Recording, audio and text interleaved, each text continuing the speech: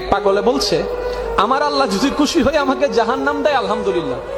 এবার শিক্ষিত সমাজ যারা আমাদের মতো কিছু আছে না, বেশি পণ্ডিত, এবার যাই বলতেছেন আসলে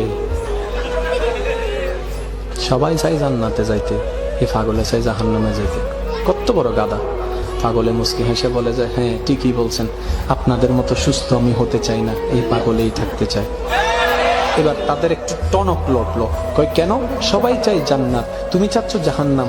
বলে যে, ভাইয়ারা আপনারা মনে হয় আমার কথাটা খেয়াল করেন নাই, আমি বলেছি আমার রব যদি খুশি হয়ে, আমার রব যদি খুশি হয়ে আমাকে জাহান্নাম দেয় আমি সেটাও নিতে রাজি। বলে যে এখনো বুঝলাম না। পাগল বলে জ্ঞান দিয়ে রবের বিষয় বোঝা যায় না, দিল দিয়ে বুঝতে হয়। আরে শুনো, রব যখন খুশি হয়ে যাবে জাহান্নামটা জান্নাত হয়ে যাবে।